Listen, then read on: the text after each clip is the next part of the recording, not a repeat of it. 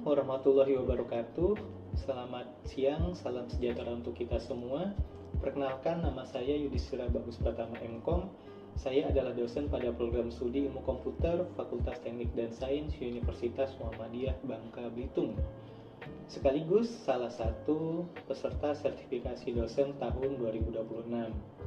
Pada kesempatan ini, saya akan menyampaikan pernyataan diri dosen dalam unjuk kerja Tridharma Perguruan Tinggi untuk mata kuliah yang saya ampuh, yaitu Manajemen Informasi. Mata kuliah ini merupakan mata kuliah inti program studi dengan kode ILK 32202 berbobot 2 SKS teori dan dilaksanakan pada semester 2. Mata kuliah ini merupakan bentuk implementasi dari capaian pembelajaran lulusan program studi, khususnya CPL 6, yaitu memiliki kemampuan untuk mengimplementasikan solusi analitik data dan sistem cerdas ke dalam aplikasi atau sistem informasi secara efektif dan berkelanjutan. Melalui mata kuliah ini, mahasiswa program studi S1 Ilmu Komputer dibekali pemahaman komprehensif mengenai sistem informasi, mencakup teori, teknologi, dan perangkat yang digunakan dalam pengelolaan bisnis, sehingga mahasiswa mengenal penerapan sistem informasi dalam organisasi maupun perusahaan, sekaligus bagaimana pengelolaan sumber daya teknologi informasi diselaraskan dengan strategi bisnis agar memberikan dampak yang optimal bagi masyarakat. Adapun materi yang dibahas dalam perkuliahan ini meliputi pengantar konsep sistem informasi, Information Systems, Concepts and Managements, Ethics, Privacy and Information Security, E-Business and E-Commerce dalam kaitannya dengan revolusi industri 4.0, Decision Support System, Big Data dan hubungannya dengan manajemen informasi, Organizational Information Systems, serta Supply Chain Management beserta inovasi teknologi informasi di dalamnya. Capaian pembelajaran mata kuliah atau CPMK diturunkan menjadi 4 kemampuan, yaitu mahasiswa mampu menyimpulkan konsep sistem informasi serta penerapannya pada rancangan sistem informasi, mahasiswa mampu menyimpulkan pengelolaan informasi dan otomatisasi perkantoran, lalu mahasiswa mampu menyimpulkan perkembangan sistem informasi berbasis komputer beserta contoh penerapannya di perusahaan, dan mahasiswa mampu menyimpulkan konsep serta proses pengambilan keputusan pada sistem informasi dalam perusahaan. Bentuk pembelajaran perkuliahan ini yaitu dengan tatap muka, luring, atau tatap maya daring. Adapun pembelajaran yang saya terapkan dalam perkuliahan ini adalah metode DIA, Delivery, Interaction, dan Assessment, dengan tahapan sebagai berikut.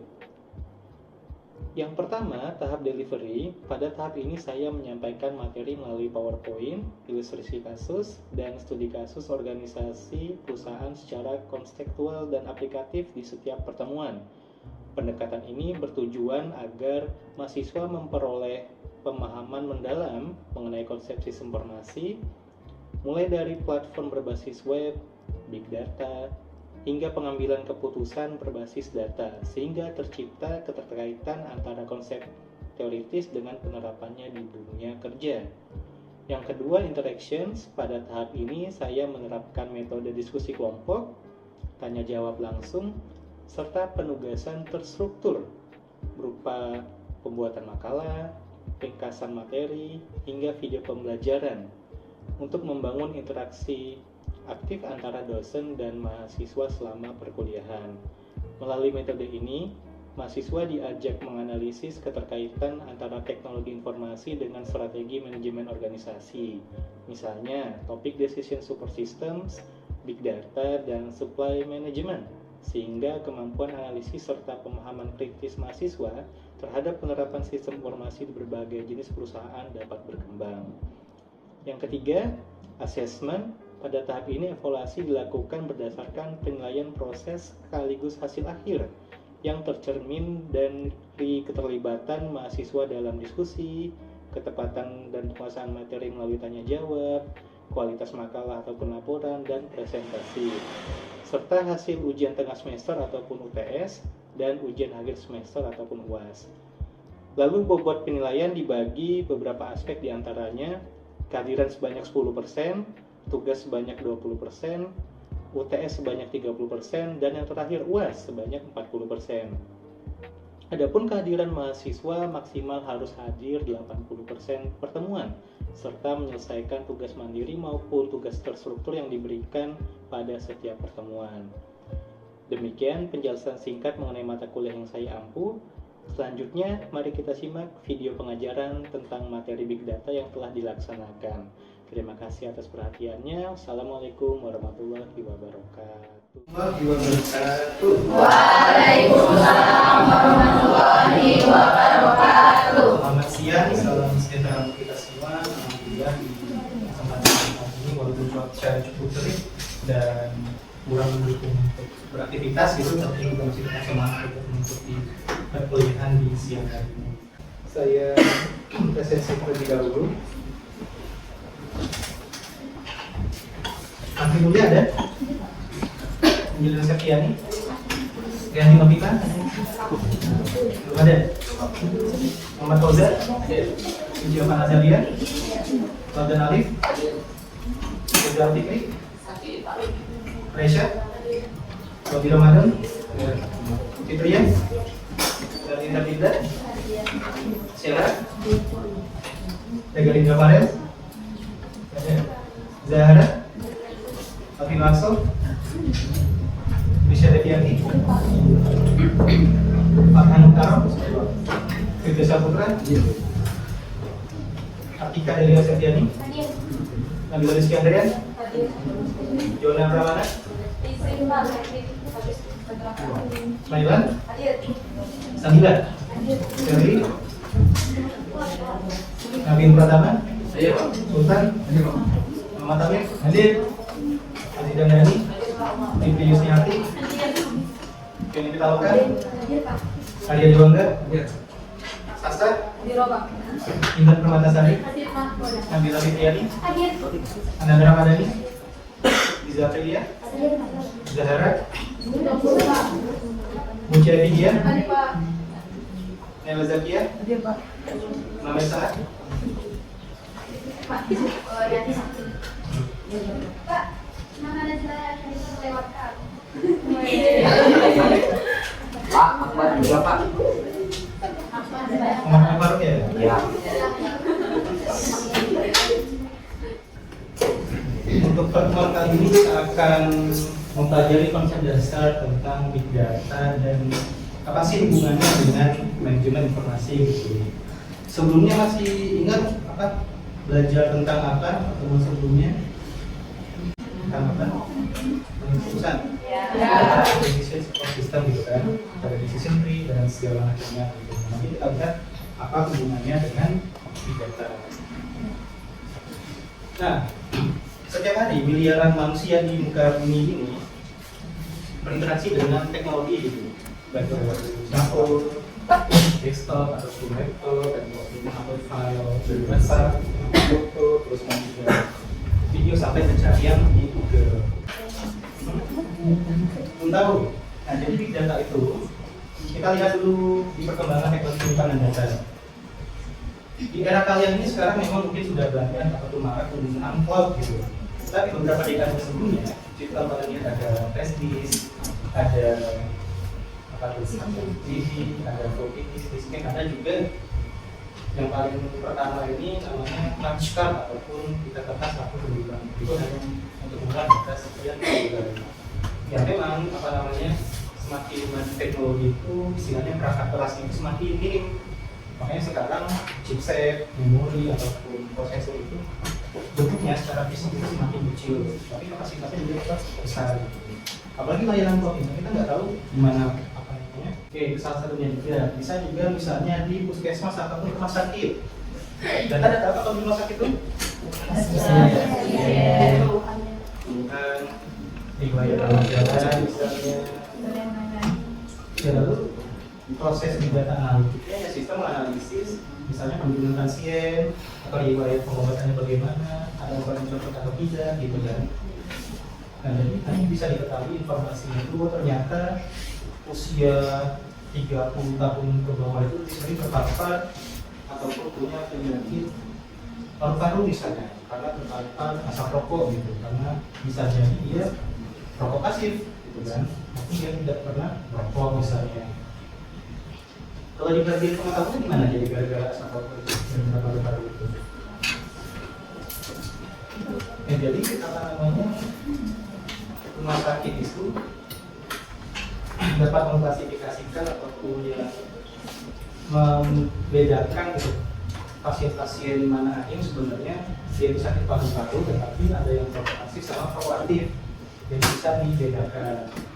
Nah, kalau menurut definisi para ahli itu, kalau menurut McKinsey Global didefinisikan sebagai data yang memiliki skala, distribusi data, dan keragaman gitu. Jadi ada, kalau menurut McKinsey ini volume, diversity, sama variety-nya yang sangat besar untuk menabrak. Ya, karena hal tersebut makanya dibutuhkan aspek teknis dan metode analisis yang efektif untuk mendapatkan pembahasan yang memberikan nilai bisnis baru. Sedangkan menurut Purwitz, big data merupakan istilah untuk kesimpulan data yang begitu besar atau kompleks sehingga tidak bisa lagi ditangani lagi dengan metode konvensional. Ya, kalian bayangin aja, coba kalian menggunakan laptop 20 tahun yang lalu gitu, buka misalnya aplikasi apa, Visual Studio Code, kira-kira bukan nggak? Mungkin nggak, cuma loadingnya mungkin tenaga 1 jam gitu kan. Jangan Visual Studio, mungkin Microsoft Office pun berat gitu. Karena apa? Apanya yang mempengaruhi komputer zaman dulu dan komputer zaman sekarang? Komponennya beda. Komponen masuk, komponen kalau di HP kan apa yang kalian lihat sih kalau coba tuh? Prosesor, paling besar itu sebenarnya apa? Clock speed-nya. Makanya ada yang berapa GHz gitu kan. Smartphone sekarang aja udah seperti yang sudah hampir meningkat ke arah laptop gitu. Itu cuma GHz, 2 GHz kalau secara nasional. Nah, ada yang namanya konsep dari binary model. Ya, sebenarnya ini hierarki dari yang bagaimana kita mendapatkan informasi dari data. Jadi kalau kalian lihat di bawah itu paling bawah ada data mentah, fakta mentah atau deskripsi tentang apa yang terjadi di dunia. Lalu di atas informasi, data dan pengetahuan yang direkam atau ditangkap pada satu informasi memberikan konteks pada datanya. Nah, baru menghasilkan knowledge ataupun pengetahuan. Ya, pengetahuan itu kan ya model ataupun pandangan kita tentang dunia gitu, sampai informasi dari secara keputusan nilai yang dasarnya mengambil keputusan. Kalau kita enggak mengalami atau memproses suatu data dalam hal seperti ini, ujungnya apa? Istilah itu kan brain kan? Otak itu dan memproses ini gampang ini. Gimana mentah-mentah, diproses, langsung gitu kan?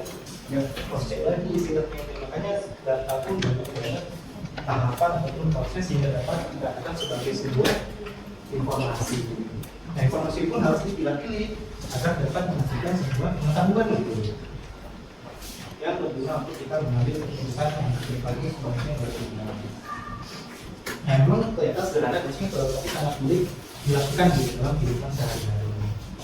Seperti kalian berangkat kuliah ini, apa yang kalian lakukan di mana? Kira-kira sebenarnya males kan? Males. Motor lagi. Ya kurang lebih gitu. Tapi apa yang kuat niatnya gitu. Niatnya mau kuliah. Nah, big data itu ada karakternya. Karakternya ada 5. Makanya ada istilahnya itu type 3. Type 3 seperti itu. Makanya mungkin akan sering dibahas sampai kalian ya sudah skripsi istilah-istilah ini. Ada volume, velocity, variety, misalnya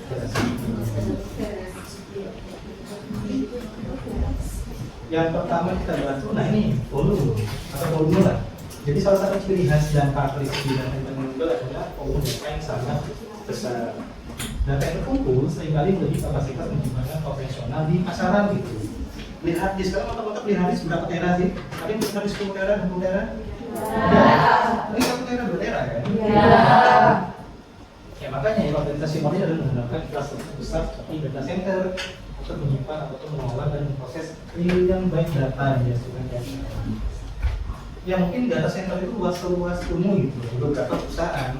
Jadi seluas ini isinya cuma yang rak ini, rak server, AC-nya, kipasnya udah segede lebih gede dari sidang gitu kan. Mungkin 10 meter dari satu kipas ya. Untuk untuk meningkatkan motivasi itu volume yang pertama. Lalu velocity kan salah satu.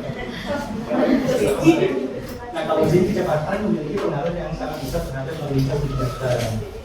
Ya, jadi big data terus dapat dikasih sesuatu yang cepat. Contohnya apa? Ada studi di media sosial yang jadi bahkan setiap sekian detik, detik. Apalagi ada berita-berita yang viral, langsung orang entah itu akun robot, entah itu manusia asli, langsung posting ya. Apapun itu gitu. Ya makanya tadi setiap detik itu sangat banyak data-data ataupun konten-konten yang terkoneksi, terposting di internet gitu. Variety kan variasi tuh. Jadi big data itu terwujud dalam berbagai bentuk berbeda, baik itu berstruktur maupun tidak berstruktur. Nah, sini kita bisa lihat berstruktur itu ada data-data yang tadi seperti data keuangan, data komersial misalnya. Semikro struktur itu bisa jadi baik website gitu, SQL, ML, JSON, dan sebagainya. Nah, yang data struktur ya tadi gambar, video, terus juga dokumen-dokumen PDF, tentu dan lain-lain. Jadi kita kan memang harus udah di luar kepala gitu istilah-istilah ini ataupun terkait contoh-contohnya berbagai juga. Lalu ada veracity, keakuratan dan keandalan suatu data. Jadi semakin banyak data yang dikumpulkan, semakin besar juga tantangan untuk memastikan validitasnya. Setelah ada data yang mengumpulkan, dan juga istilahnya data aggregators gitu. Maksudnya kan untuk kompilasi ternyata data. Jadi si data aggregators ini pihak yang melakukan kompilasi untuk menggabungkan informasi dari berbagai database berbeda. Nah, tujuannya apa? Mempersiapkan dataset gabungan agar yang diolah di analisis dan dilanjut. Contohnya ada analisis data kemasan, perusahaan pengembang, website, sumber informasi, hingga komparasi data. Nah, mereka tadi beli datasetnya sama juga itu bagus gitu. Jadi pihak akhir dalam ekosistem yang memanfaatkan hasil olahan data database ini untuk berbuat strategis, misalnya rasional, contohnya usaha, detektif swasta, acara, di wacana, media massa, bank, biometrik juga, lembaga riset. Kalau kalian pernah di data apa? Ada kan pasti pernah di data di akun. Ada yang juga beli akun ataupun beli jumlah followers gitu? Itu kan masuk hitungannya beli data, beli followers aktif, aktif di Shopee gitu ya. Ya, dekat, segala macam. Jadi kita sebagai data banyak gitu hitungannya. Membeli akun-akun yang sebenarnya ilegal gitu kan? Yang kurang lebih seperti itu ekosistemnya. Ada berapa tadi ekosistemnya kan? 4. Yang pertama perangkatnya, data device. Terus yang kedua data collectors, ketiga data aggregators, yang terakhir data users. Lalu peran big data dalam manajemen informasi itu apa sih sebenarnya kan? Yang pertama meningkatkan kualitas informasi gitu. Jadi big data memungkinkan organisasi memperoleh informasi yang lebih akurat, lebih lengkap, dan lebih detail. Nah terus untuk mendukung pengambilan keputusan. Jadi manajemen dapat mengambil keputusan berdasarkan data aktual, bukan sekedar intuisi ataupun merawang-rawang gitu, tebak-tebak gitu. Mau feeling gini kan nggak mungkin kan? Sebuah perusahaan besar membuat keputusan berdasarkan feeling ataupun intuisi. Lalu dapat juga sebagai analisis prediktif. Jadi menggunakan machine learning dan AI untuk prediksi kejadian di masa depan. Makanya itu contoh beberapa big data application-nya di bidang pendidikan misalnya, pemerintah, kesehatan, cuaca, perbankan, terus pertanian, F&B, terus sampai ke airline sama e-commerce.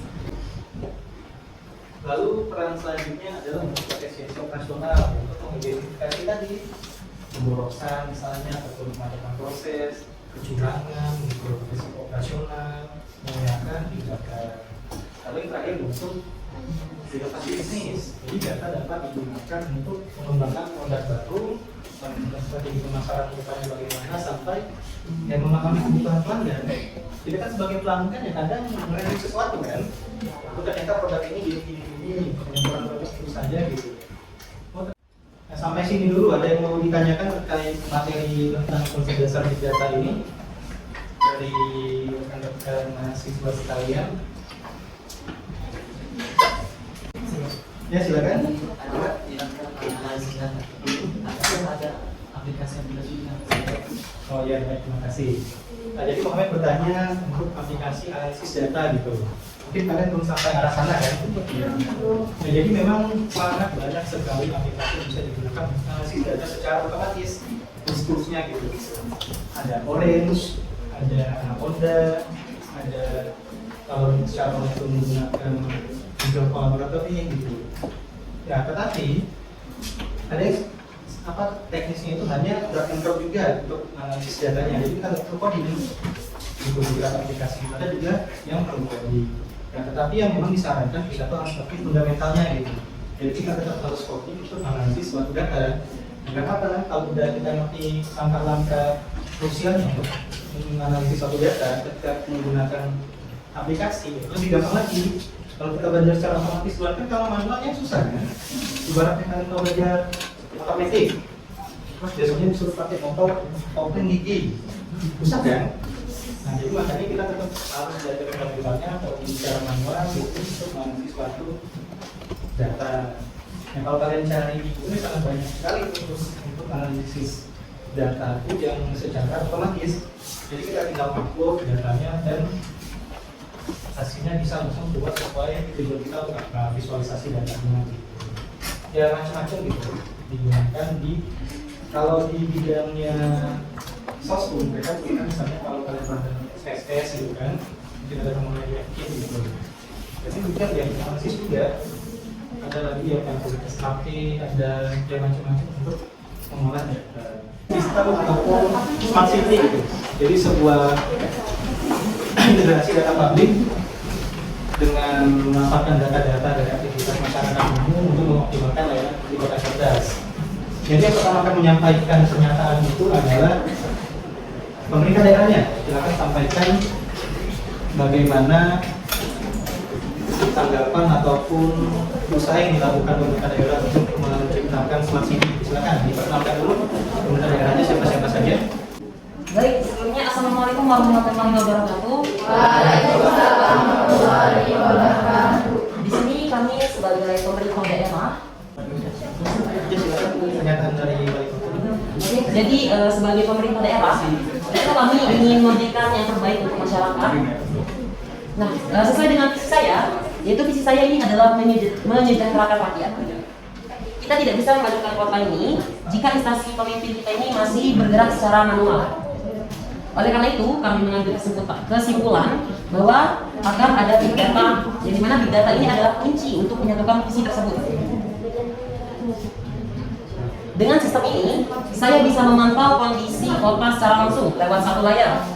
Keputusan ini saya ambil untuk warga didasarkan pada data yang akurat, bukan lagi berdasarkan tebakan atau perasaan. Baiklah, sebagai wakil wali kota, saya menambahkan apa yang disampaikan Pak Wali Kota mengenai Smart City.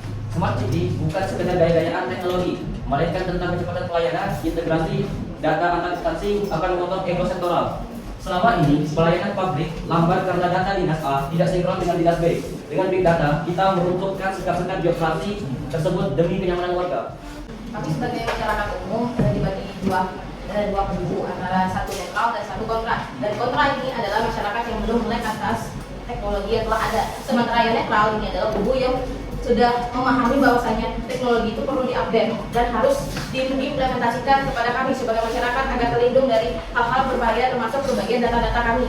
Nah, sementara untuk bagian kubu kontra kami menanyakan bagian keamanannya. Bisa silakan. Baik, menanggapi terhadap sampaikan oleh pemerintah daerah dan perusahaan teknologi tentang pembangunan sistem irigasi ataupun kota modern. Nah, di sini saya ingin menanyakan tentang terkait dengan pembangunan CCTV, IBS, media sosial, transaksi digital, dan data kependudukan yang terhubung. Pemerintah dapat mengetahui hampir seluruh aktivitas warga bukan dengan terbangunnya sistem tersebut. Nah, pertanyaan saya, sampai mana negara boleh mengawasi masyarakat? Jangan sampai smart city yang kalian rencanakan yang ingin kalian bangun bersama perusahaan teknologi berubah menjadi surveillance city yang mengorbankan kebebasan warga. Karena setiap warga memiliki hak kebebasan atas tindakan dan kehidupannya. Jangan sampai ide pembangunan terlihat mengganggu privasi dan kebebasan kami dalam menjalani kehidupan sehari-hari.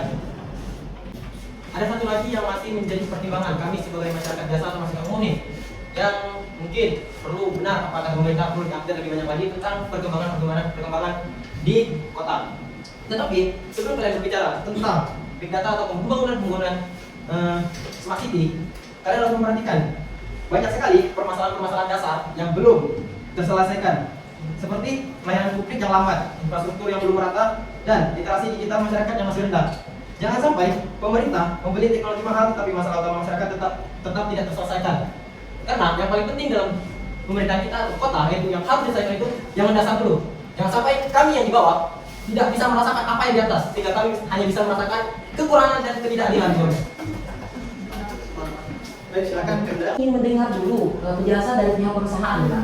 Karena kan ini kan dari tadi arahnya ke pemerintah, sedangkan perusahaan ini belum menyampaikan aspirasi dan apa gitu yang mereka kerjakan di sebuah perusahaan itu, dan apa kira-kira benefit yang bisa perusahaan berikan kepada pemerintah dan masyarakat agar program itu bisa berjalan dengan baik. Ya, oke, silakan bagian perusahaan teknologi untuk dapat menyampaikan argumennya. Terima kasih. Jadi pemerintah daerah di sini masyarakat sebenarnya setuju gitu, tetapi mereka akan melakukan mungkin pengawasan secara langsung dalam tahapan-tahapan pengembangan dari proyek smart city ini.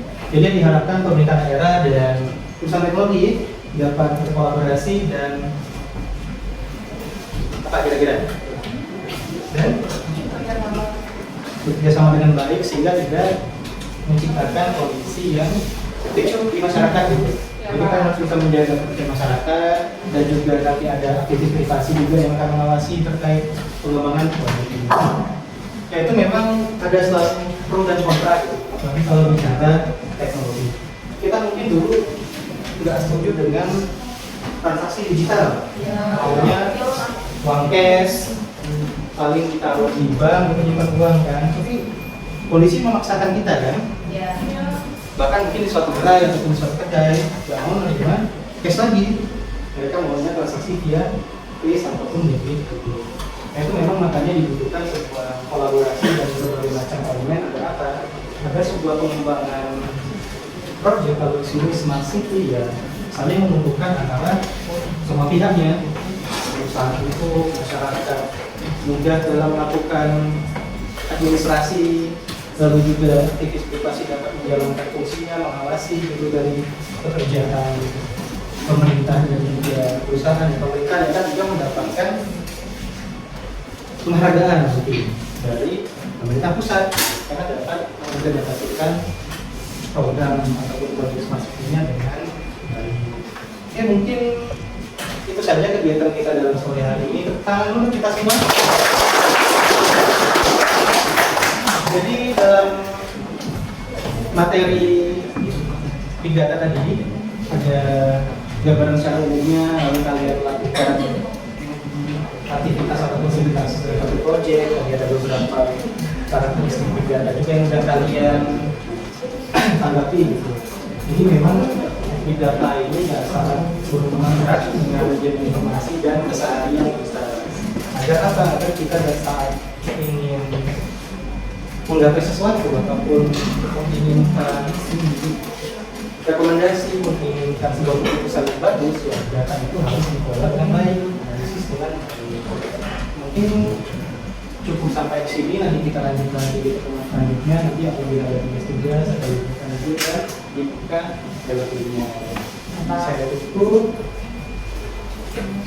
Assalamualaikum warahmatullahi wabarakatuh.